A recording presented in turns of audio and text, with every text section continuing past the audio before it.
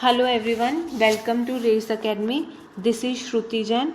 Friends, this is the sixth part of our series, that is MCQs on static GK, and in this class we are dealing specifically with diseases or ailments. So without any further delay, let's begin with our session. So question number 1 is which of the following disease is caused by protozoa?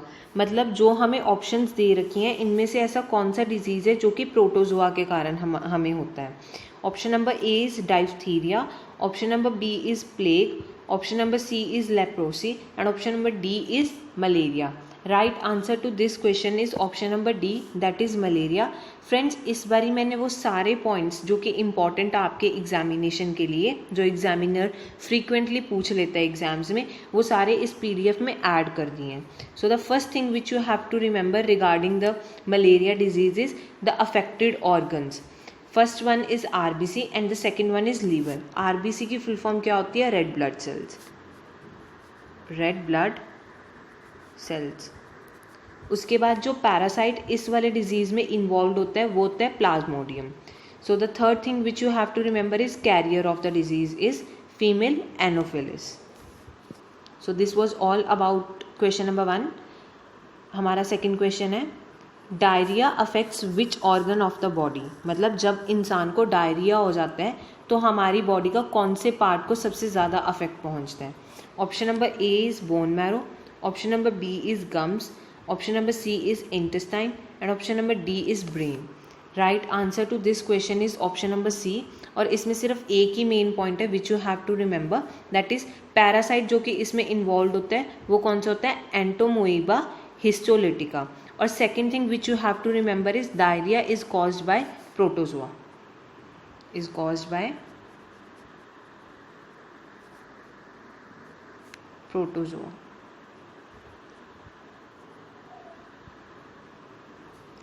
सो हमारा next question number 3, kala azar is which type of disease. मतलब काला अजर in following में से कौन सा disease है? Is it a bacterial disease, is it caused by virus और is it caused by protozoa और none of the above is the option number D.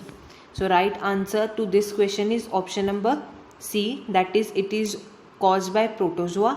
And the things which you have to remember is first is parasite which is involved in this disease is Leishmania donovani and the carrier of the disease is sandflies. और इसमें जो affected organ होता है वो हमारी body का कौन सा पार्ट होता है? Bone marrow.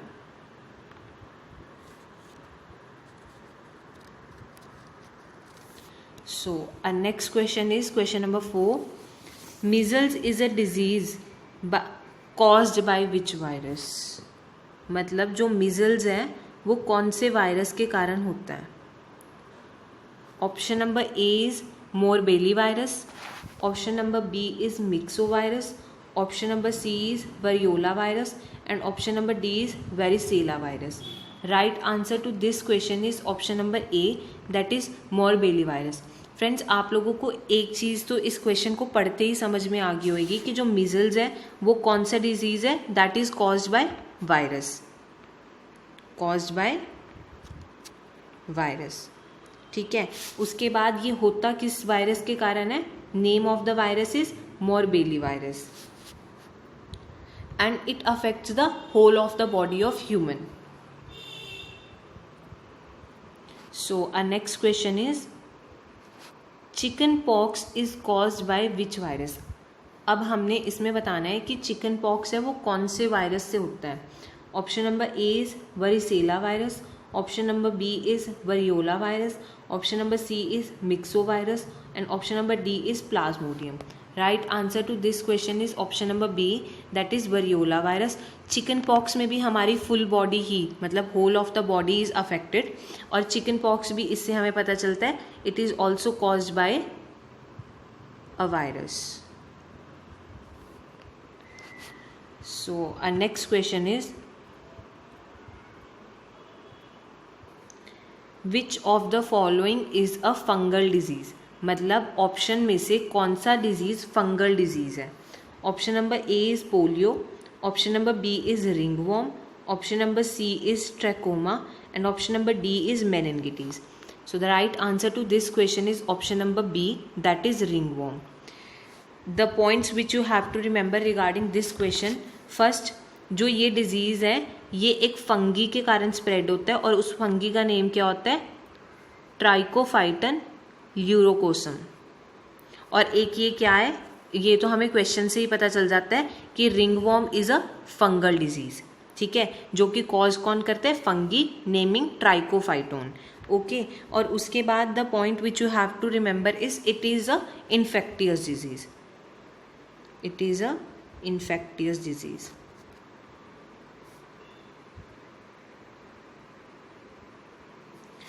So this was all about our question number 6. Moving on to our next question. Question number 7 states that BCG vaccine is given to children to provide them with immunization against which disease? इसमें क्या बोल रहे हैं कि जो BCG vaccine है वो हम चिल्ड्रन को देते हैं ताकि वो इम्यून हो जाएं अगेंस्ट विच डिजीज़, मतलब किस डिजीज़ के अगेंस्ट इम्यून हो जाएं. Option number A is HIV, option number B is influenza, option number C is tuberculosis and option number D is goitre. Right answer to this question is option number C, that is tuberculosis. First point which you have to remember is the full form of BCG, that is Bacillus calmette guerin. ये तो exam में पूछी जा सकती है, बहुत बारी पूछी भी गई है लास्ट प्रीवियस एग्जाम्स में. उसके बाद जो ट्यूबरक्लोसिस है, it is a bacterial disease. It is a bacterial disease, मतलब ये एक बैक्टीरिया के कारण कॉज होता है ह्यूमन बॉडी पे. Bacterial disease.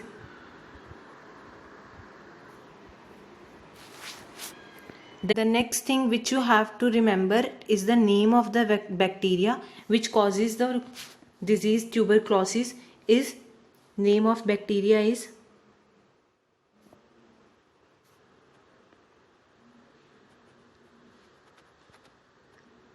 Mycobacterium.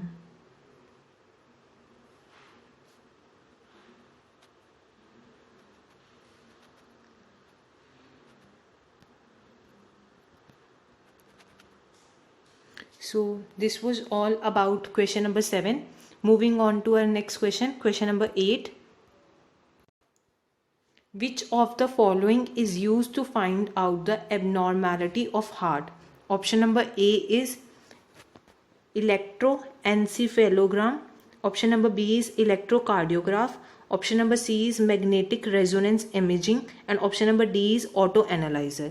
Right answer to this question is option number D, that is electrocardiograph. Friends, मैं आप लोगों को बाकी ऑप्शंस में जो हमें डिवाइसेस दी हुई हैं उनके यूजेस भी बता देती हूँ कि वो किस पर्पस के लिए यूज़ होते हैं. Option number A, that is electroencephalograph. It is used, ये किस लिए यूज़ होता है? ये तब यूज़ होता है जब हमें डिटेक्ट करना होता है, पता लगाना होता है अगर कोई भी माल फंक्शनिंग हो रही है in brain, malfunctioning of brain.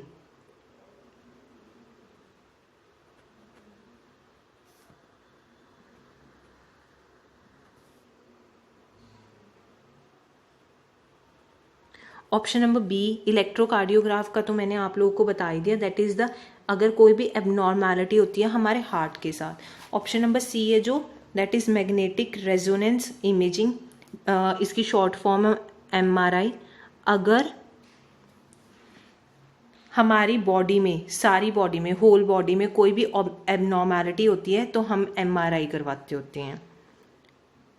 Associated with abnormality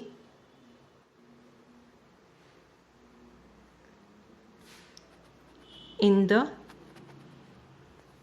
whole of body.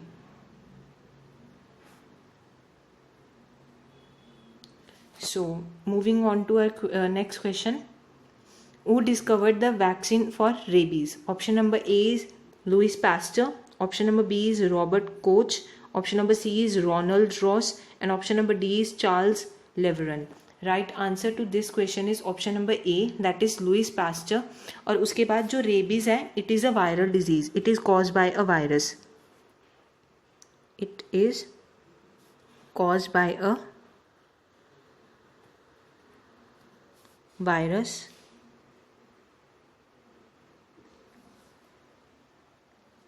सो और ये जो वायरस इस डिजीज़ को कॉज करता है उसका नाम क्या होता है? Rabies virus. The name of the virus which is associated with this rabies disease is rabies virus. So this was all about question number 9. Moving on to our next question.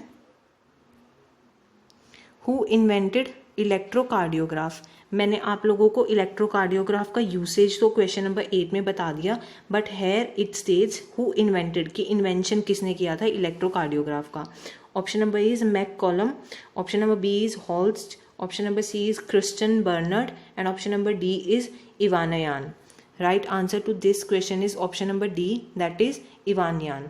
So this was all about this PDF that is associated with the diseases and ailments, various diseases and ailments जो कि आप लोगों की exams में पूछी जाती हैं.